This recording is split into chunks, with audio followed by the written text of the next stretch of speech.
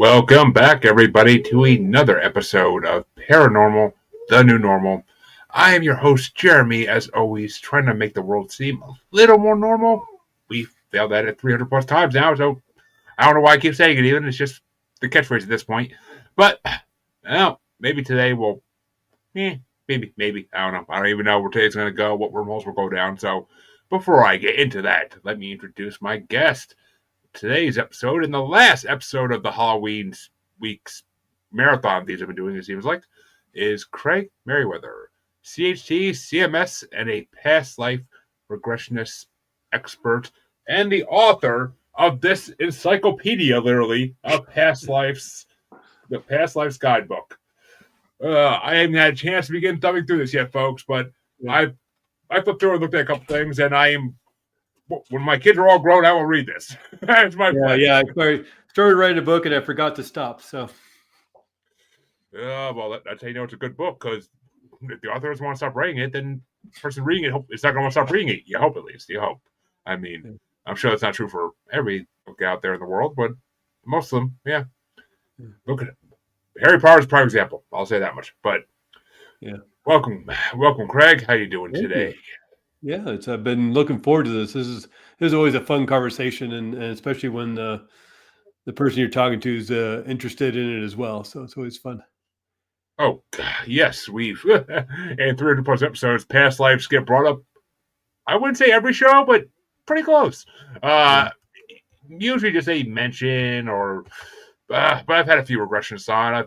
I had one do a couple past life regressions on me on the show, and found it was interesting. It was very interesting. But found out my wife and I knew each other in 3 other lives before this, so who knew? But let me start this off with the way I start every interview off. What made you want to go down this path into the paranormal spiritual world? Always interested in the more obscure paranormal stuff, even like when I was growing up as a kid in the 1970s. You get your paperback books about Bigfoot or UFOs and watch Leonard Nimoy's In Search of and all that fun stuff. And it was just, why I like that. I don't know. Why do some people like the Beatles and some people like Hank Williams? I don't know. Some people like Mozart. It's just you like what you like. And it was always fascinating to me. My brother was into it too. So I had a kind of a partner who we could talk about this stuff and find new books. And as I kind of grew into the my 20s, I became more spiritually interested in finding myself, and between the books and the retreats and the workshops and the studying of different cultures, it just all sort of opened up to me. I grew up in, as you can imagine, Craig Meriwether, I grew up in a more Protestant background, Christian background. They're not so focused on past lives. Really not a lot of teachings about it or anything in the Bible about it really too much.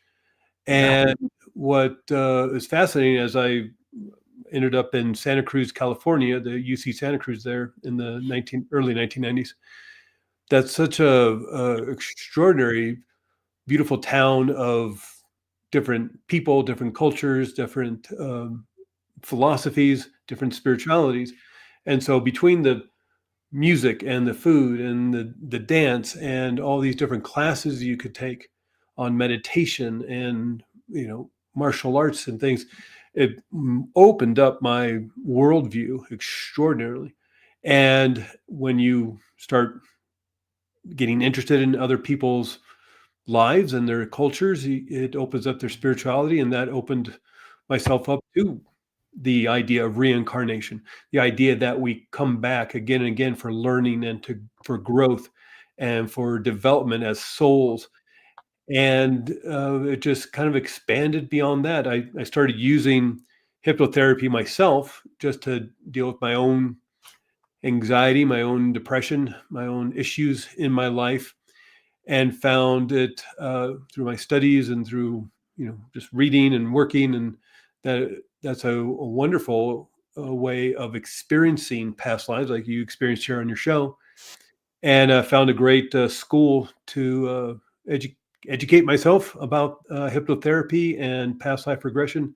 Kind of pivoted later in life, and because I really wanted to do this work, and it was really with the advent of 2020 and the issues of COVID, where a lot of this kind of work, whether talk therapy or hypnotherapy or life coaching or whatever it is, doctor's appointments all went to Zoom. And people realized that you could have these extraordinary experiences. It's always fun to be in the same room with somebody or be on retreats and things, but I could start working with people, around the country, around the world, and really opened up to being able to focus on this kind of work. I live in Flagstaff, Arizona, so I'm right near Sedona. So a lot of that there's a big bright light on the town next door, and so it was hard to kind of get some attention around that. And so with the advent of people wanting or experiencing how well Zoom sessions can work, opened that up, and kind of through my own curiosity of asking my own question, myself questions and wanting to find the answers, it kind of led to that book.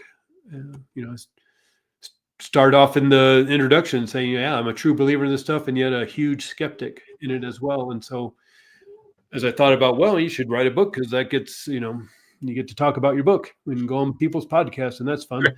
What book should I write? And it's like, well, here's what I'm interested in, and here's the questions I have. Let's go find some answers.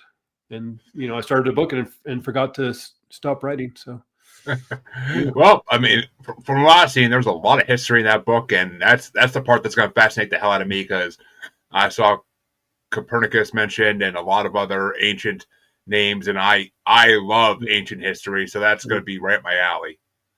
Yeah, the Assassin's Creed lover in me is dying to read that part of the book. But well, that's the thing. What's nice about the book is you kind of read it. It's sort of a encyclopedia. You don't have to read the encyclopedia A to Z, and so you pick the chapter you want to start with. It's really, really written as, now here's some more information about past life regression. And I start off in terms of tracking it through history, and of course I can't talk about every culture and throughout history, but we start with the Neanderthal burial sites. It's like, is there evidence of spirituality, of life after death, even way back in Neanderthal burial sites? We start there and just kind of track how the idea of reincarnation and accessing past lives for healing or for information or to resolve hurt and pain, where did it come from? How did it start? And what are some different beliefs around it? Because as you can imagine, not every culture throughout time believes the exact same thing. So what are some threads throughout history, and what are the differences people believe in? Which, I mean, I find because I've interviewed people of all different cultures and backgrounds, and past lives are very highly believed in. Mm-hmm. But pretty much everywhere except the Western culture of the United States. Even in a lot of the Middle Ages, and there were some Christian communities up until about 600 or 800 that believed in past lives, and just through the solidification of all the doctrine, it kind of got quieted down, and the Christian communities really don't focus on it as much, if at all. It's certainly not in the mainstream, but pretty much every, I can't say every culture or everything, but whether it's Latin America, whether it's Africa, whether it's Europe, in the different traditions that are not Christian based, Australia, they have a tradition of some form, usually of past life regression and reincarnation. Yeah, reincarnation, I would say, is definitely the bigger of the two, but past lives is right up there. But here's something I want to run across here, because I had a guest previously, and she had abilities of types, And one of them was she could kind of, through meditation and breath work and all that, step into she called it a viewing room. And it was just a room, and there was mirrors all around her, and basically she could see all what she called her alternate lives in these mirrors, because she said they're not past lives technically, because they're all occurring at the same time, Mhm. because time is non-existent really. Yeah. And I mean, she said in some of them she was already dead. In some of them, that version was still living its life. It just depended on which mirror you looked in that day. Sure. So so that's why I wanted to ask you is, what's your opinion on the whole idea of alternate lives versus past lives? The it gets real mind bendy, because technically, if you want to be scientific about it, and again, that's a big part of the book. What are the theories behind this? Is it the multiverse? Is it computer simulation theory? Is it the holographic universe? But in terms of time, of course we do. We have this idea that time started a long time ago, 200,000 years ago for humans. And then we built the pyramids 5,000 years ago. And then all this stuff happened to we get to this point here today.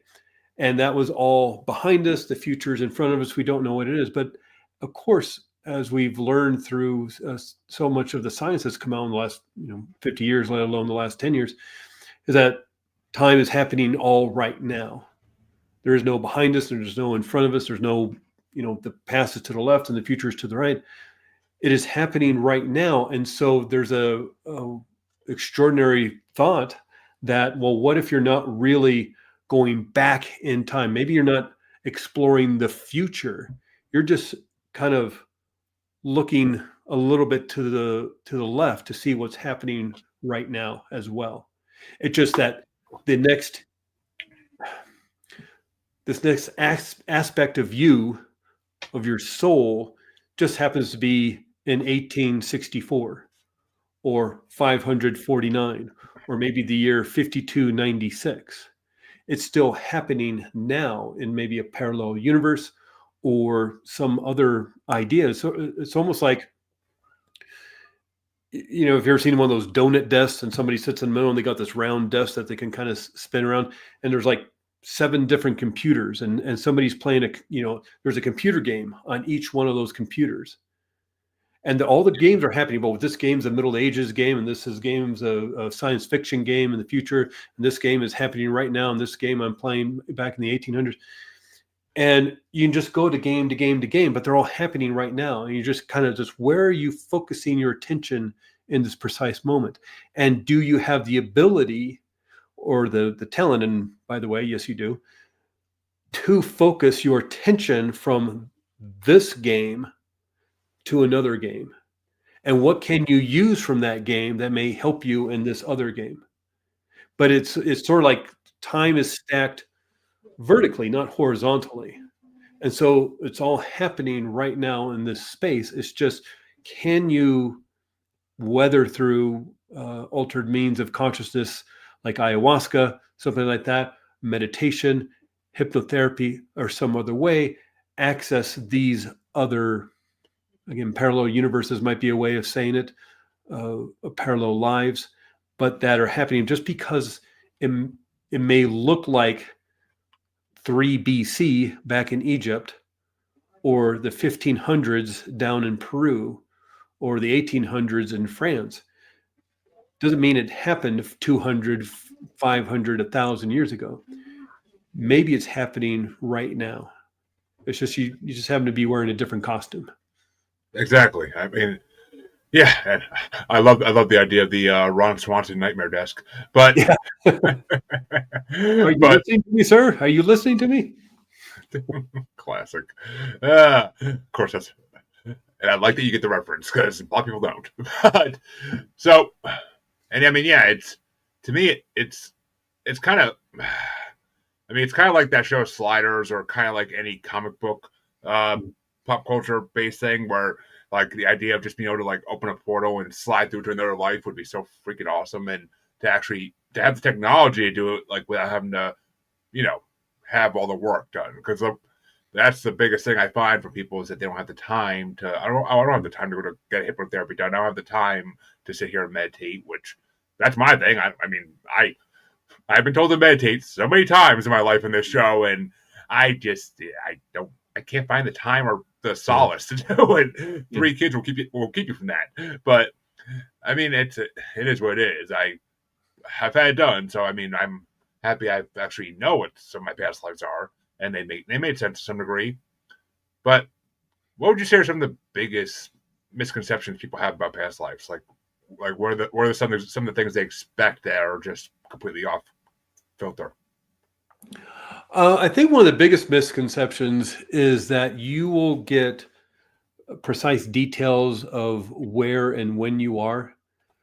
Sometimes it's just a vague understanding of, yeah, I seem to be back in Northern Europe, maybe the 1600s, and it may be pretty vague, and you may not get any specific information to prove that you had that past life.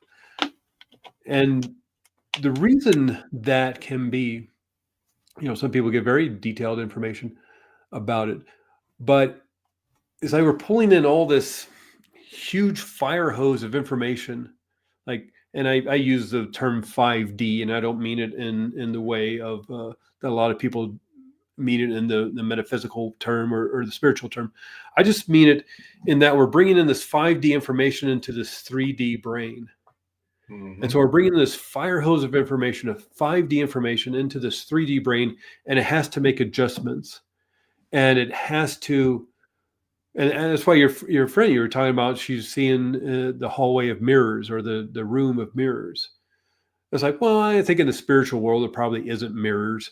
Or if somebody maybe goes to a more healing space in the spirit world after you passed away in that past life, and then you move from spirit up into spirit world to gain healing.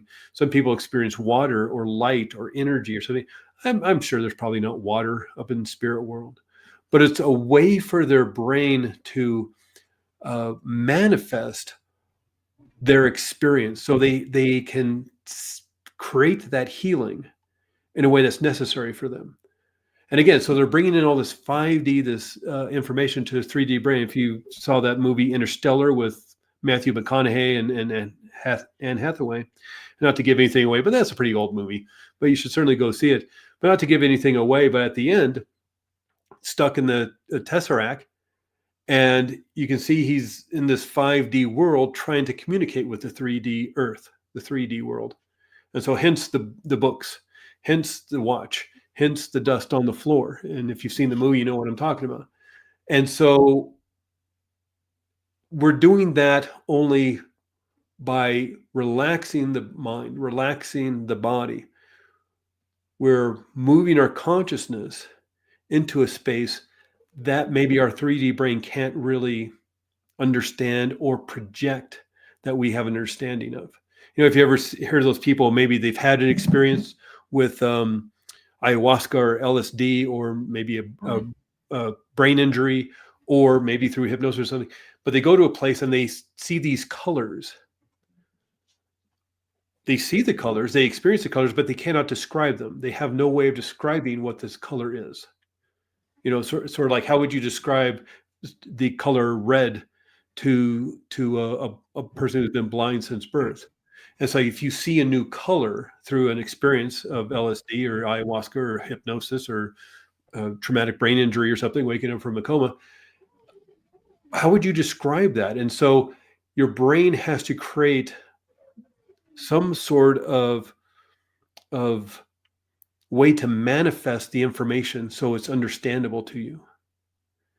With a lot of ways, the misconception is that you're going to get like encyclopedia-like information of, here's the street you lived on, here's the exact time of day and year you are in, exactly where on earth you are. It may be more vague than that. And so what's important, at least with the work I do with people, is the healing that you will achieve through the information you get. or the resolution you may get through if you're experiencing some anger or some anxious feelings or some fears or phobias, or maybe you just want to discover some information, but it's how are you going to use the information you receive to create that resolution or that healing or that discovery.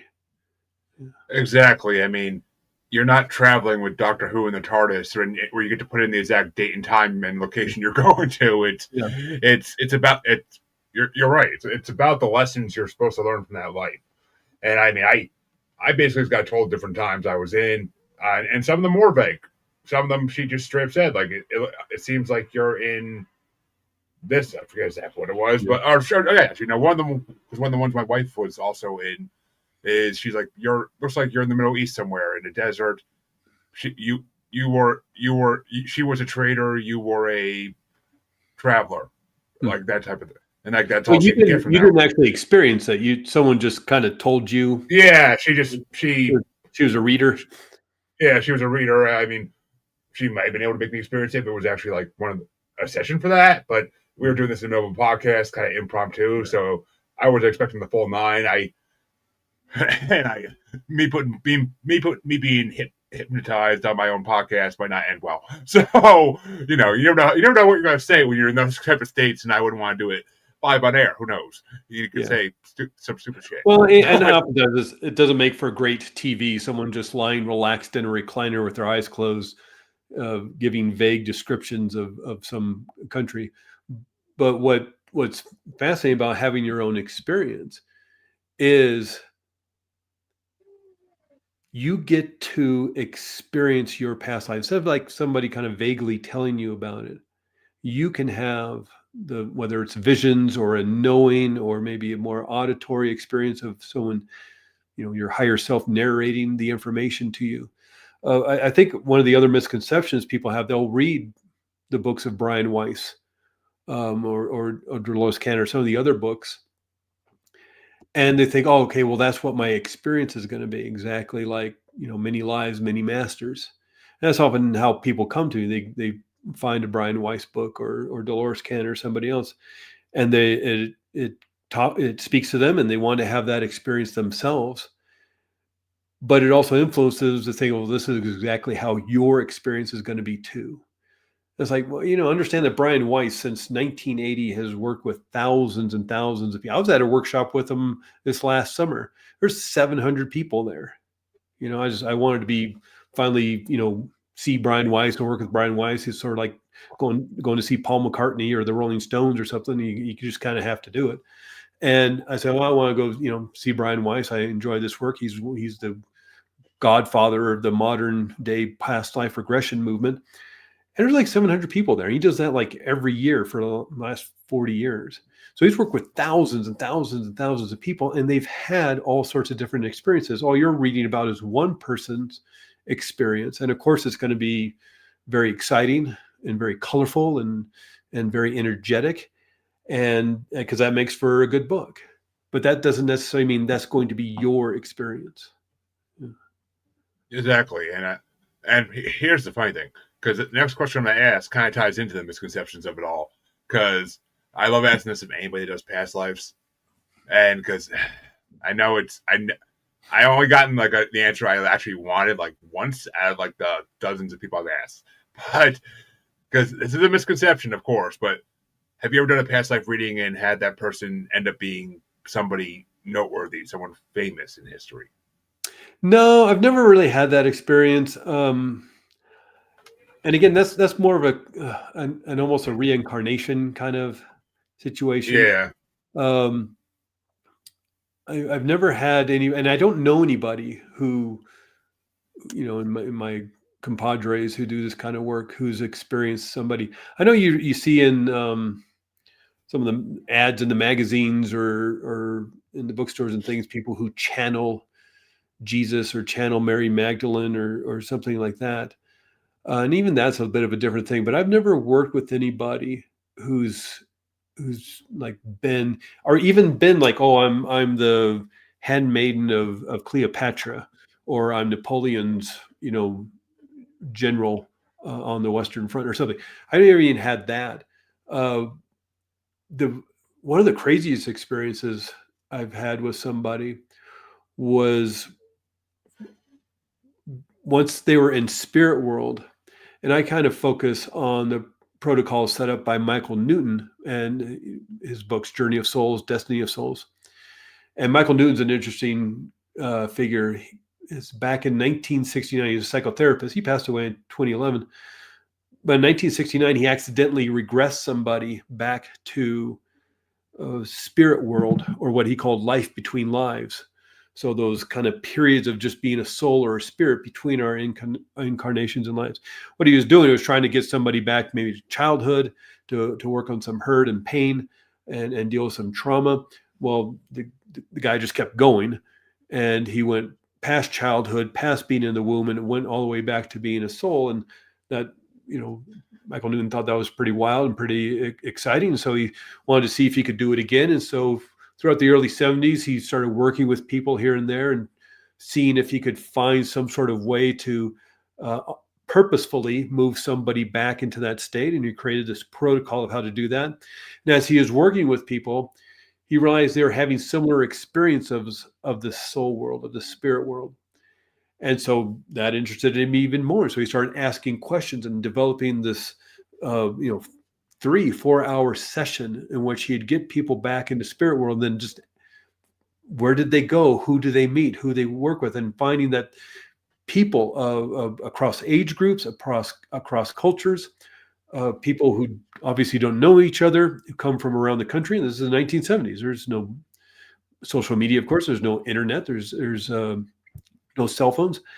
And so there's no way of communicating with each other. And they're having similar experiences. And so he spent the 70s, the 80s working with thousands of people and wrote the book Journey of Souls, and it came out in 1992. Spent another decade working with people in similar fashion, and came out with the sequel, Destiny of Souls. And they're extraordinary books about other people's experience. It's not his experience. It's not he's channeling this. He just like, I worked with 5 people and this is what they say. He worked with thousands of people over 30 years. And this is their experiences that were very similar to each other's. And one of the places people go in spirit world is called the spiritual library. It's not that it happens every time. It's not that if we do a session together, you're going to go to the spiritual library. Maybe you will, but it's one of those places that is possible to go to. And of course, it's going to appear differently in people's, visual cortex of the brain, because again, you're pulling in this 5D information and it has to make sense of it somehow. And maybe it looks like a futuristic library. Maybe it looks like your public library downtown. Maybe it's one of those cool old-fashioned ones with the big wooden tables and the ladders up to the 3rd story of books. Well, she went to this kind of old school kind of library, and there was this big, beautiful book on the table, and she described the book, the ornate carvings or patterns that were on the cover of the book. And she opened it up, and it was a listing of all the lives she had had on other planets. Mm-hmm. So not just Earth, but what other worlds or other universes or parallel universes, however it works, that she has had other than being here on Earth. And that was pretty extraordinary. Yeah, I mean, I've been told, and I'm a huge believer in the fact, because obviously there are other intelligent beings in this multiverse besides us, and I'm a huge believer in the fact that why wouldn't our lives be on other planets, especially because if we all come from the same source of some kind, we're going to go back and forth between planets. Let me ask you this. When we do go back to spirit world and we reincarnate, do you think we have a say in where we go, or do you think it's predetermined? Well, according to the Michael Newton information, and again, that's a lot of what I focus my work on. The trainings I've done focuses on the Michael Newton work, the Michael Newton protocol, because of the decades, and they're still going. The Michael Newton Institute is still out there producing books, producing research.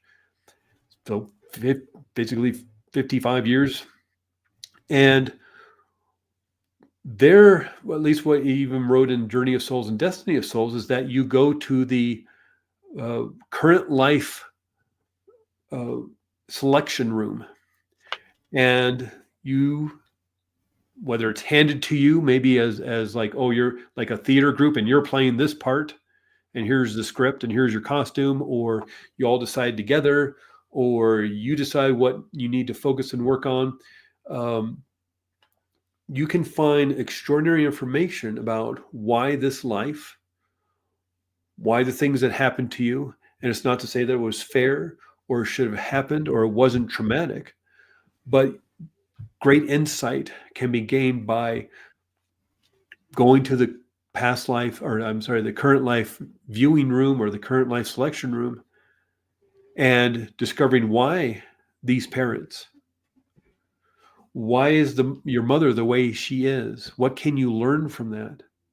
And again, it doesn't excuse any sort of trauma or abuse or anything like that. It's not to create a kumbaya moment for everybody. People do need to be in jail, and there are consequences to actions. But by creating more understanding around it, that's where healing can happen, and the letting go of the hurt and pain that may have been so bothersome for years, if not decades. Again, doesn't excuse what has happened, but it allows your heart, your soul, your mind, your nervous system to come to an understanding and a resolution for yourself that'll help you to move on and maybe even create great insight around it. And so the idea of that you can even access why maybe some of the issues in your life are still, presenting problems, or resolving past hurt and pain, or understanding why you like, these people in your life, your friends, are they part of your soul group? Is a person maybe you're married to, or your girlfriend, your boyfriend, are they part of your soul group? What were your parents here to try to help you move through, or to learn, or how to grow? It's pretty extraordinary what information you can pick up just by asking the questions and allowing somebody to move into that space. And it's amazing. It really is. Yeah. I mean, I don't know the way. I mean, I always describe fate as, if I'm sure you know what this is, as everybody does nowadays. But that the Hercules movie Disney did, the threads of fate. They're just basically like spider webs, but there's the golden ones that the fates, the three old ladies, can't cut. Mm-hmm. And that's how I look at fate, basically, that's the imagery I use. Because I think there are threads that can be easily broken if we change our mind, and we don't have to go that way. It's predetermined we probably are going to, but we don't have to. Right. The golden ones, I think, are predeterminations that we cannot change. We're meant to do this. We're meant to do that. That's the way it's going to end up, and we're not going to go any other way besides that. So when it comes to reincarnation, it kind of makes me think, there has to be some kind of, when our spirit is created, there has to be some kind of game plan for it. There has to be, they're going to live this many lives, and they're going to experience this and this one, this and this one, and they have no say in that. This is what they need to do to come back to reach the highest level. What happens when they reach the highest level? Well, I sure as hell don't know, but there has to be some reward, I imagine, for all the trauma and for everything we go through to get to that point. I would imagine there has to be some kind of reward. There's some kind of pot of gold at the end of the rainbow. Yeah. That's a really fascinating way to look at it, and it gets real mind-bendy. It twists your brain up trying to work it all out. It's sort of like those detective things where they have the 3x5 cards and string going every which way trying to figure this whole thing out. But it's a great way of looking at it, and would explain a lot of the whole, even like the law of attraction issue, because there are seemingly people who just attract whatever they want, It seems real easy for them. And other people who do the exact same thing, they put the emotion into it, they put the thought, they put the effort into it, and do not get the same results. And could that be that they weren't meant to have that experience? Maybe the last life they did have that experience of abundance and wealth and the riches, or the life they wanted to live in that way, and decided, well, what would be the 180 of that? And what could I learn from having that experience now? And so, maybe there's just a bunch of switches. It's like, okay, abundance and law of attraction, flip those off. Fun time with parents, flip that one up. And here's this experience you're going to have this time. And like you say, yeah, there's those golden threads. Like, yeah, so this cannot change, but how you maneuver through that is how you're going to learn and grow.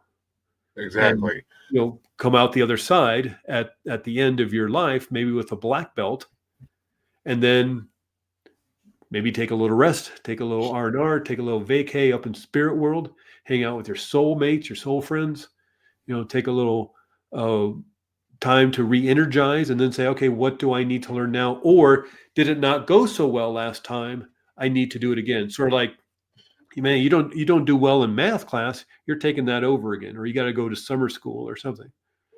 Yep. Or you don't do well in you don't do well in chemistry 201, and you got to take it over again through 3 semesters in a row, and that's when you quit college.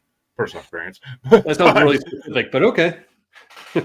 Yeah. Well, but it's also, we may need to learn and grow in one specific area. You just don't go to first grade and learn trigonometry. You got to start with 2 + 2 = 4. And then in second grade, you learn fractions. And in third grade, you learn your times tables, and, all the way to maybe getting your master's degree in mathematics. And you're writing those crazy equations, Goodwill Hunting equations on the chalkboard. So it can be growing and learning through. If you looked at every grade as a life, it's like, okay, well, you start off at the beginning, and maybe this entire life is just figuring out 2 + 2 = 4, and the next life is going to be long division, and the life after that is going to be calculus. And you just keep growing and growing until your 12th or 15th or 30th life. Now you've got your master's degree in mathematics. Now you start again in first grade with chemistry. Mm-hmm. And realizing that food color, when you mix together, it creates an entirely different color, and that's first grade. And then the second grade, you start moving towards your master's degree in chemistry. Yeah, and I mean that's why I say there's got to be a reward at the end, because otherwise you think the spirits would rebel and not want to do it anymore if they didn't hear about something. But we do have comments. So hey Melissa, thank you for watching. I appreciate you checking us out. Melissa says that she uses her Schumann, I'm not sure how that pronounced, frequency generator, and she plugs in her headphones into it and imagines a white light when she needs to manifest. Apparently she set it to 8888. I'm also not sure what a Schumann frequency generator is. That's something I haven't heard of before. Yeah, so now I'm going to write that down and look that up when we're done. Yeah, that's interesting. So where was I? Oh yeah. So how do actually? I don't think I ever asked anybody who does this, who is a past life regressionist, this. How do psychologists feel about this? Like, there's got to be some psychologists who try to fight things like this because they're outside the norm. But is there psychologists that actually support it? Michael Newton was a psychologist. Brian Weiss is a psychologist. Brian Weiss is still alive today. I believe he's 92. No, he can't be 92. He got to be 82, 83. Brian Weiss, and that's the whole thing. Where's my book? There's a whole section in the book about extraordinarily smart, analytical, left brain people who work in this area. Michael Newton, Dr. Michael Newton, psychotherapist. Brian Weiss got his bachelor's degree in chemistry from Columbia, got his medical degree from Yale, moved into psychiatry and psychopharmacology, wrote not tons, but handful of papers and book chapters on psychopharmacology and other issues around that. Was head of psychiatry in Mount Sinai, and he was working with this woman for a year with her extraordinary anxiety as a psychotherapist, as a psychiatrist. And it was about a year into it, they said, well, maybe I'll try a little hypnotherapy and see if I can regress her and see if there's something in the early childhood that is causing this extraordinary anxiety. And she went to a past life. And so he started working with that, not believing it, but maybe this is some sort of metaphor subconscious mind is creating to create this healing. And so we work with her, and she healed herself from this due to this past life experience she had that she could discover, find the insights, resolve some issues. And he became a true believer because he could find, it was so bright and so much great information. They could, in 1980, find information that was accurate, that she did not know, that she couldn't have access to, but they did the research and looked into all the things she was talking about in terms of her experience and found that they were true. She then also started gaining information about personal stuff around Brian Weiss's life experiences, like he had a child die very young, and nobody knew that. It was 1980. Again, there's not the internet. There's not everybody's personal information out in the world. This is very private, no obituary. Yeah, she knew all this extraordinarily detailed information about Brian Weiss's life. And he finally came to the conclusion, as a left brain, analytical, highly, highly educated person, that this had to be true. And he started researching it, and that's where Many Lives, Many Masters came from, and the other, 10, 12 books that he's written over the years.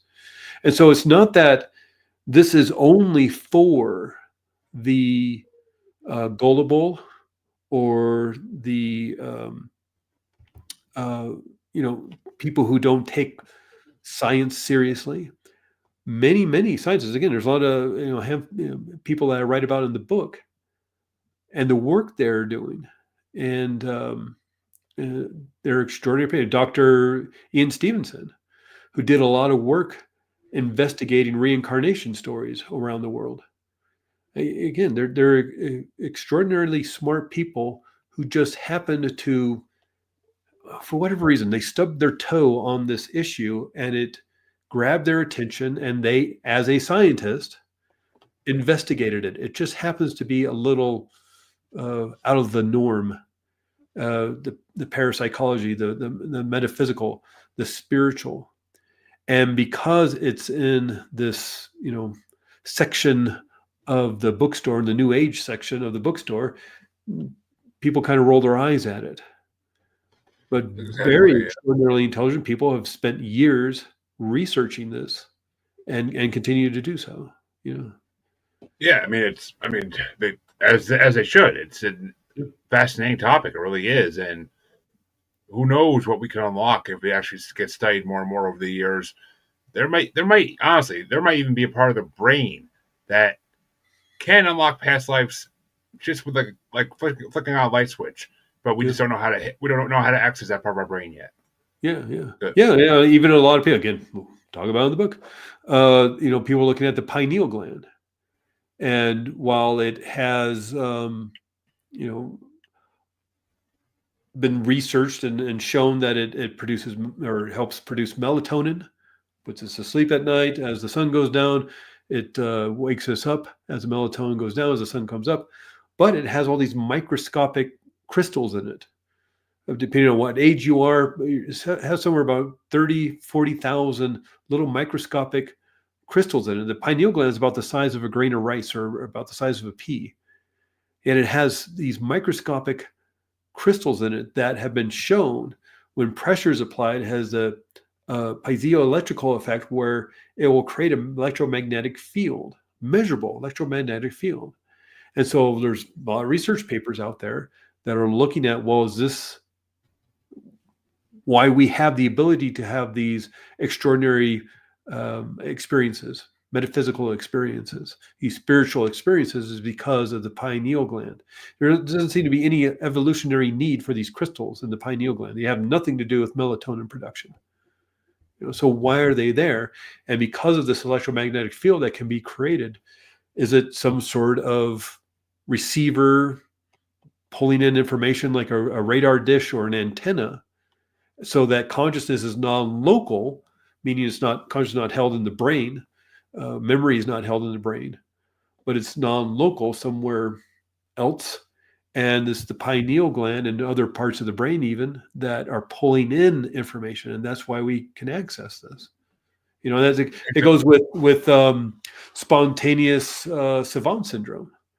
These people get traumatic brain injury and wake up from a coma or from being knocked out with a skill, a talent they didn't have before, like speaking a foreign language or playing a musical instrument. There's a dozen or so documented cases of this happening. A kid getting beamed in the head with a baseball, wakes up with from his coma and can speak Spanish fluently. Or somebody in a car accident, they wake up and they can play the violin like a virtuoso. How is that possible? We thought it took years and years and years of practice for an instrument or to learn how to, speak a language, a second language fluently.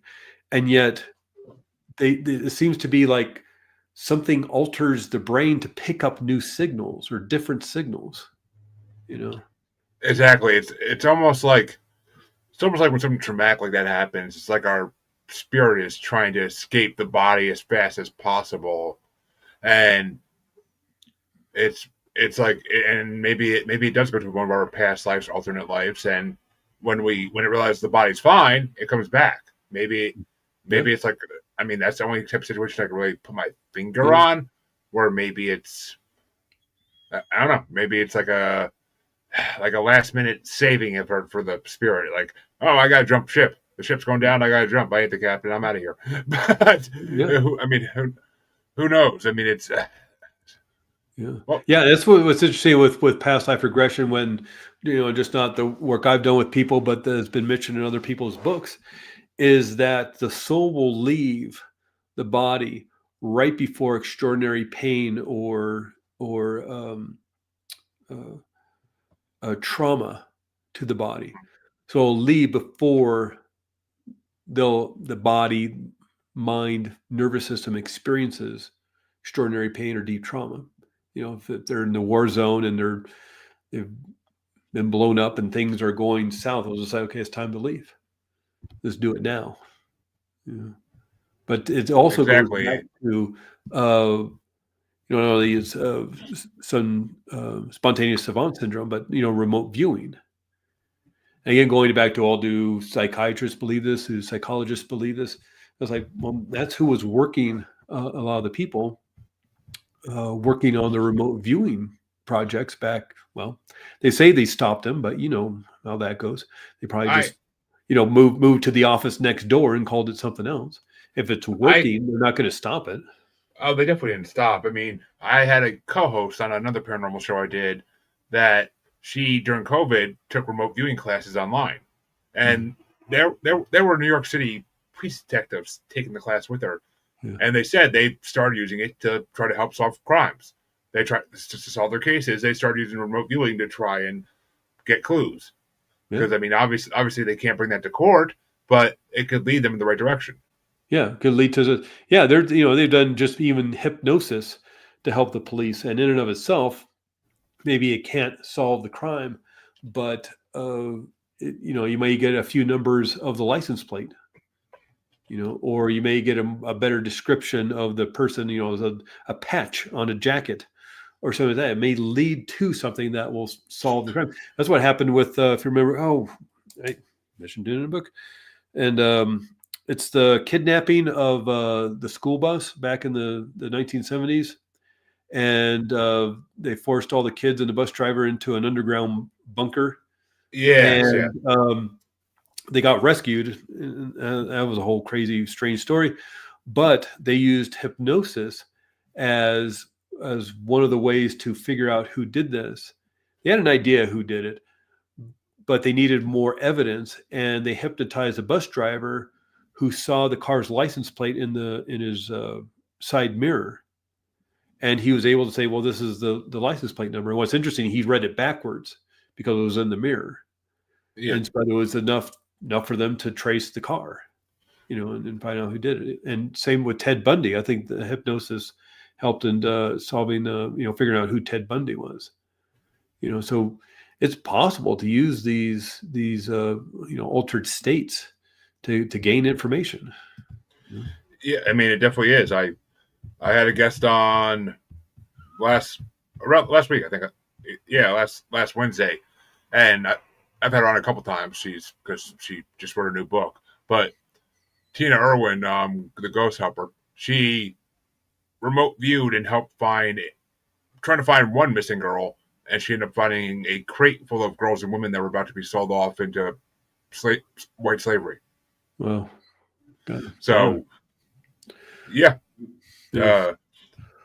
I mean, obviously she couldn't. She just told like the person that hired her like what to tell the cops, and she's like, just you can't say I'm involved. But he's like, I want you to get the credits. She's like, you can't. They'll never take it serious, and you'll miss your opportunity to save them. Like, just go forward with it. And freaking, they saved a lot of lives that day. A lot of lives from being horrible. So it's I was saying on that show too, I wish the police would, and I wish the government would start accepting this as reality and understand that the world could change for the better if these things were if they allowed these people into their offices with open arms and use them to their advantage. Yeah. Well, I definitely think the government accepts. I mean, they were the ones, the CIA, tapping on the shoulders of Stanford back in the 70s that started this whole thing. Wanting to do the psychic warfare with Russia or the Soviet Union. I mean, and again, if they're getting great results, it doesn't mean it was like 100% all the time. And maybe this is one of those things like, playing the guitar, playing the cello. It's like, okay, we can all kind of strum a chord and pull a bow across a cello, but not everybody's Yo-Yo Ma or Jimmy Page or so maybe there are people who have a little bit more talent in the area of remote viewing and accessing past lives, but exactly. They got extraordinary results, again, not every single time, but there was one, and you can find this on the by Googling it, but there's a Freedom of Information Act that got this released, and it's on the CIA.gov website, where they remote viewed Mars 1 million years ago. And again, put it in the book. The reason why I know about it, and I put part of the transcript in the book because it's so extraordinary that it was remote viewing time. So they went to the remote viewing room and they picked up the envelope, and there's the remote viewer, and then there's the kind of facilitator, moderator, and they opened up the envelope and it said remote view Mars 1 million years ago. So this guy remote views Mars. So it's not just, across the world. It's another planet in another time. He's looking into the past, and he had an experience. He was even there were beings there, and he even engaged with one of the beings, not only on another planet, but 1 million years ago. And the moderator was asking him, does this being think they're talking to you, or what's their experience? And the remote viewer said, I think the being thinks they're having a hallucination of me and that this isn't real. But it's pretty extraordinary. And that's a real CIA document you can find on CIA.gov. Probably Google CIA remote view Mars and find it. Which is fast. That would be something to see. And I mean, see, that right there, that exists. I 100% believe it exists. And yet they can't admit that aliens are real. Freaking government. Government. Damn government. Well, but we are getting close to the end. But before we do, I got to ask this. I got to ask it. What was the most life-changing experience you had reading someone's past life?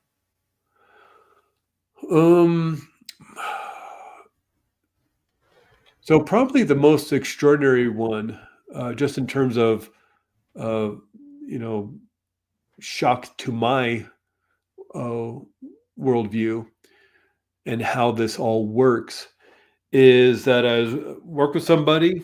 It was actually over a Zoom session, and we had the past life experience, and she, uh, in and of itself was just kind of discovering a past life and finding some insights around that life and how it tied to her life here, and have an experience of soul world. And what I do when I take people to soul world after the end of that life is we always go to the healing place. Always. And again, that may be different for different people. Maybe some people experience it as a room or a place in nature or a garden or an energy or a light. Maybe there's water involved or something else. It's different for different people. Again, it's their brain trying to make sense of this extraordinary information. It's bringing to you in a way that it can be understood. So I take her to the healing place. This can be a private thing. When we're doing a past life regression, we're having a conversation. That is part of moving the session forward, trying to find the information that you want to gain, because you may go to a past life and it's just wonderful and amazing, and the family is there, and you're with your soulmates in this past life in a different experience. And it's like you don't want to move forward because it's so amazing, it's so wonderful. Or maybe it's so frightening you don't want to go forward. So that's what the facilitator's job is. It's to move it forward in a safe and gentle way. Let's move to another side. Let's shut this one down, this scene, and let's move to another scene that is maybe calmer or more important to what you need to look. We get to the past, to the last day in that life. How are they passing away? That needs to be done in a gentle and safe way, and then move up into spirit world. Spirit world is amazing. Spirit world is awesome. And some people don't want to get out of the jacuzzi. They're just like, oh, it feels good here. I want to be here. It's like, well, no, we need to move forward. We need to go to these other places and get more information. And so that's the facilitator's job. And we're having a conversation. One is for the recording, so the person can listen to it later or read the transcript of it. But it's, again, so the facilitator knows where they are and how to keep them safe and move forward in different scenes. Well, I moved to this person to the healing place, and again, it's more of a kind of a private thing. It's like, well, you're there with your spirit guide. Maybe there's other healing beings there, maybe members of your soul group, your soul family. But I'm going to give you some time to create the healing that you need. If it's energy or light or water or something else. But I always end that part of the session with, now we're going to disconnect the cords. So any cords that may be connecting to you negatively to that past life or any other past life, it's time to pull them out. And so, again, a bit of a private thing to do this deeper healing work. And she's doing that. And I give her some time and encouraging her. It seemed to be taking a long time, but people take the time they need to heal, whether it's 5 minutes, 10 minutes, 15 minutes, 20 minutes. And she finally acknowledges that she's done and she's created the healing she needed and she's ready to move on. So we move on to something else. A couple of days later, I email, just checking in. Just want to make sure people are okay. If they have any questions, just checking in. And she emails back. It says 20 years of hip pain is gone. And she had 20 years of chronic hip pain. She'd been to the doctor. She's had the MRI. She'd been to the physical therapist. She'd been to all the people. And it's just something she lived with, this chronic hip pain that had no, seemingly no genesis, no root to it. It's just he had this pain and the doctors couldn't figure out why. She struggled with this for 20 years. She did this past life regression and now it's totally gone. She explained that she had this big cord attached to her hip, and she tried to pull it out herself as she's doing with the other cords and couldn't. So she asked their guides help to help her pull out. They couldn't. So they asked all the healing beings. They did one of those tug of war things where they had like 6 people pulling on the thing. Finally, all of them got it pulled out and her hip pain disappeared. And I didn't know she had a hip pain. She never talked about it. It's just something she lived with. We weren't working on hip pain. It's just, she's like, well, I'm in the healing space. There's this huge cord attached to my hip. Let's pull it out. She finally did. That's why it was taking so long. And pain's gone. That's incredible. It's extraordinary. I started, to mention the book again, but I started the book with that. That's the first sentence of the introduction. 20 years of hip pain is totally gone. And this is what's possible. I'm not saying it's for everybody is going to have that kind of a profound experience of deep physical healing. But it was mind blowing to me to, you hear about it, you read about it. And you're like, I guess maybe it's true. I don't know. But to have had work with somebody who actually experienced it was profound for me, powerful for me. That's just plain incredible. Oh my God. And see, and that right there, folks, is how you end a show with a story like that. Because then you can't go. There's nowhere to go, but up from there, there's nowhere to go.